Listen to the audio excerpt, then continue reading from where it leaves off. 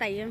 जी sir, मैं संजय कुमार सिंह, ग्राम भीषमपुर, कसवार राजा, सेवापुरी, वाराणसी। जो जमीन का कब्जा कराने कल तहसीलदार गई थी, क्या वो आपकी जमीन थी? जी सर। तो क्या मामला हुआ था वहाँ पे मौके पर? वो जमीन पूर्व में हमको कब्जा दिलाया गया था। वो हमारा रकबा 610 है, जो 0.146 हेक्टेयर है। उसमें पूर्व में हमारा वो उसको पैमाइश कराया गया था। यहाँ से आयुक्त महोदय तक उसको जो है वो फील्ड बुक हमारे पक्ष में निर्णय हुआ था।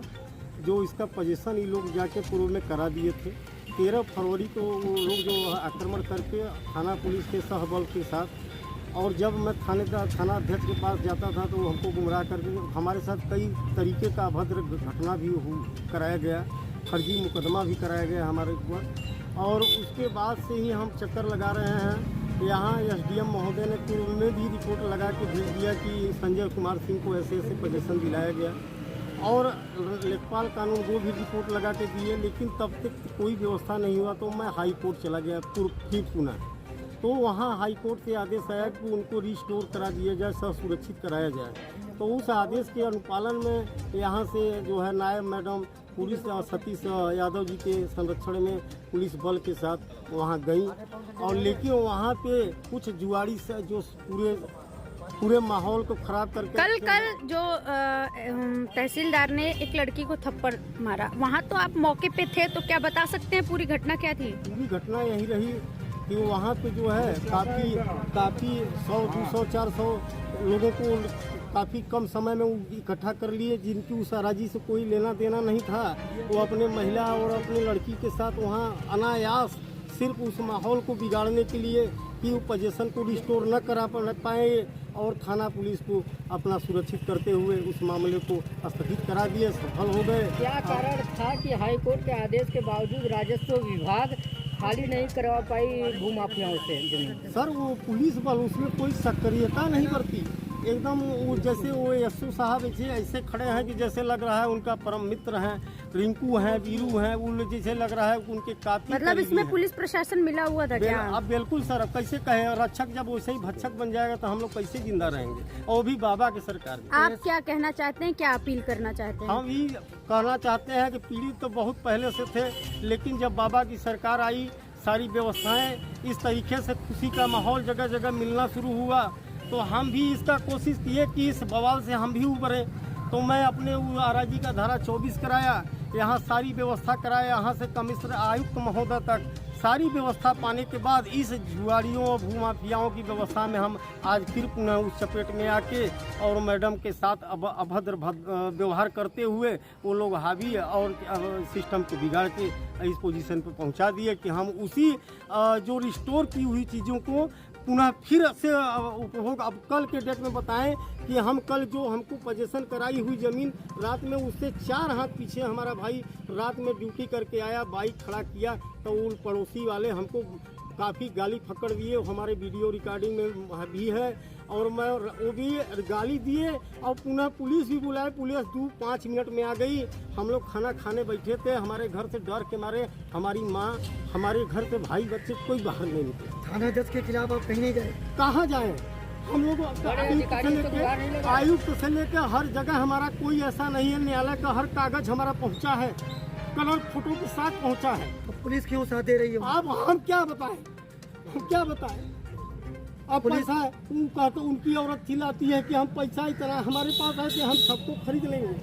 हाँ, आप योगी की सरकार में क्या अपील करना चाहते हैं? करते हैं कि बाबा से कि जो हमको पोजीशन कराया हुआ राजस्व से है, वो हमको कब्जा, हम उन लोगों को जो हमको हमारा उपभोग करने के लिए हमको आदेशित करके सुरक्षित कराया जाए हमको वहाँ। पुलिस क्यों नहीं साथ दे रही है? आप क्या कर रहे हैं? पुलिस का पैसा ले रही सर, जुआ का वहाँ पैसा पहुँचता है। अब वैसे एक SI एक जुआड़ी से अगर भाई साहब कह के बात करे तो एक चलने वाला एक सामाजिक आदमी क्या समझेगा? मतलब पूरा थाना मिला हुआ है, पूरे थाने को पैसा नहीं, पूरे थाने में नहीं, वहाँ जो हमारे क्षेत्र के SO साहब हैं, कुछ हमारे क्षेत्र में जो कार्यरत SI है वहाँ का सतीश यादव जी है।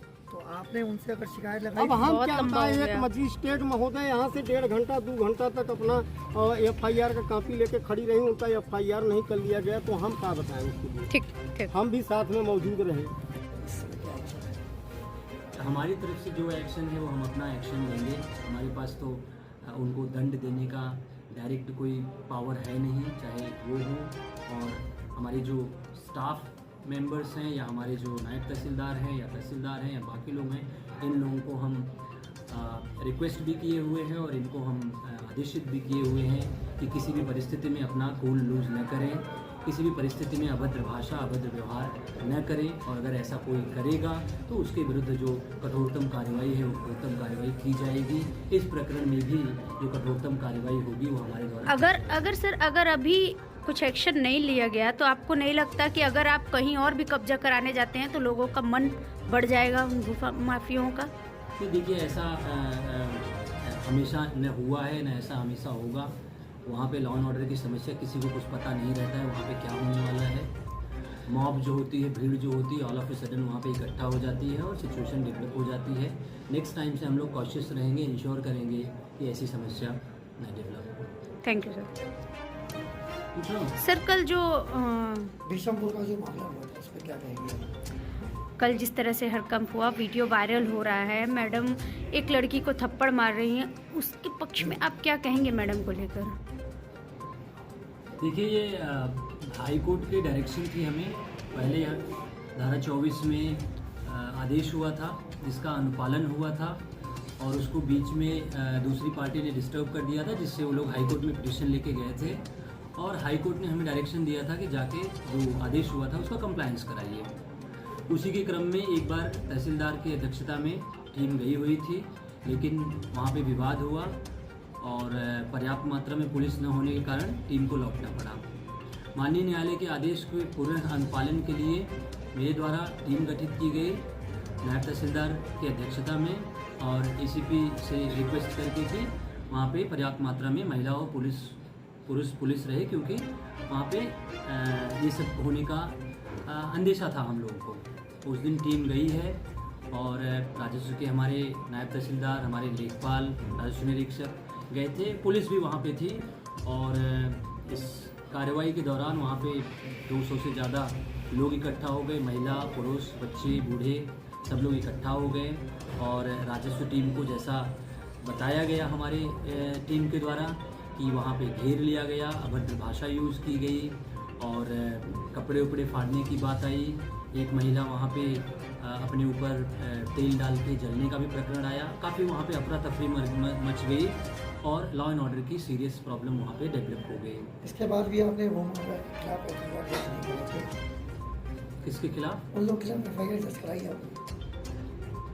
इसमें उसी दिन शाम को पुलिस ने सुओ मोटो अपने से ही अज्ञात लोगों के विरुद्ध एफआईआर दर्ज कराया हुआ है। उसके अगले दिन हमारे नायब तहसीलदार वहाँ पे एप्लीकेशन उन्होंने दिया हुआ है, तहरीर दिया हुआ है कि फला फला आदमी के विरुद्ध जो उनके साथ अभद्रता या जो उनके वर्जन के हिसाब से उनको ढकेला गया, उनके साथ अभद्र व्यवहार किया गया। कुछ लोग बोलने लगे कि हम कपड़े फाड़ देंगे, ये करेंगे, वो करेंगे। तो इसके विरुद्ध उन्होंने तहरीर पुलिस को दिया गया है, लेकिन पुलिस ने जो कहा हुआ है कि वो दोनों एफआईआर जो इन्होंने तहरीर दिया हुआ है, इसको जो पुरानी एफआईआर हुई है उसमें वो करके और कार्रवाई करेंगे। इतना पुलिस रहते हुए कब्जा नहीं दिला पाया, कारण क्या है? अब ये तो जांच का विषय है। ये ज़रूर मैं कह सकता हूँ कि पर्याप्त मात्रा में पुलिस फोर्स नहीं थी, कानून व्यवस्था डिस्टर्ब हो गई, जिस कारण से ये कब्जा नहीं दिलाया गया, जो ऐसा होना नहीं चाहिए। पर्याप्त मात्रा में पुलिस नेक्स्ट टाइम से हम इंश्योर करेंगे और इंश्योर करेंगे कि ज़्यादा से ज़्यादा हमारे पास फोर्स इकट्ठा हो, जिससे हम कोर्ट या अपने उच्चाधिकारियों, जिलाधिकारी महोदय या सबके आदेशों का अनुपालन करा सकें। जिस महिला के ऊपर मैडम द्वारा हाथ छोड़ा गया, क्या उस महिला का भी घर खाली कराया जाना था? उस महिला का जैसा नायब तहसीलदार या बाकी टीम के द्वारा बताया गया, वो जो 17 साल की एक बच्ची थी उसका और उसके बाकी जो लोग खड़े थे उनका उस हटाने से कोई जुड़ाव नहीं था, कोई उनका नहीं था। वो बस अगल बगल के थे, शायद 4-5 घर दूर के थे और वहाँ पे आके उन्होंने ऐसा अफरा तफरी मचाई थी। इतनी बदतमीजी बढ़ गई कि मैडम का हाथ छूट गया। अब ये तो जांच का विषय है, लेकिन वहाँ पे जैसा कि पूरा वीडियो, वो तो छोटी सी शॉर्ट क्लिप जो है वो कट करके वायरल की जा रही है। और इसकी घोर मैं खुद निंदा करता हूं कि किसी भी मजिस्ट्रेट को या सरकारी कर्मचारी को किसी भी परिस्थिति में अपना जो कूल है वो लूज़ नहीं करना चाहिए ऐसा। लेकिन उनकी स्टोरी अगर पूरा वीडियो देखें तो वहाँ पे अफरा तफरी मच गई थी। वो खुद अकेले वहाँ पे खड़ी थी, बहुत सारे पुरुष और बाकी लोग उनके साथ अभद्र भाषा और अभद्र व्यवहार कर रहे थे। ऐसी परिस्थिति में उन्होंने अपना कूल लूज़ करके जो जैसा भी किया वो जांच का विषय है और इसका मैं खुद निंदा करता हूँ। ऐसा नहीं करना चाहिए था। इतनी फोर्स होने के बाद भी मैडम अपने आप को असुरक्षित महसूस कर रही थी, ऐसा क्यों? क्या डर था वो माफियाओं का? अब ये तो जांच का विषय है कि क्या वहाँ हुआ। डेफिनेटली वहाँ पे पुलिस फोर्स कम थी, या अगर पुलिस फोर्स पर्याप्त मात्रा में थी तो कहीं ना कहीं पुलिस फोर्स का प्रॉपर कोऑपरेशन हमारी राजस्व टीम को नहीं दिया गया। फ्यूचर में ऐसा पुनरावृत्ति नहीं होनी चाहिए। पर्याप्त मात्रा में पुलिस हमारे साथ होनी चाहिए, तभी राजस्व विभाग या हम लोग गवर्नमेंट के या अपने उच्चाधिकारी जिलाधिकारी महोदय, कमिश्नर साहब इन सब के आदेशों का कंप्लायंस करा सकेंगे। क्या हाई कोर्ट के आदेश का पालन होगा या भू माफिया की बात करनी चाहिए?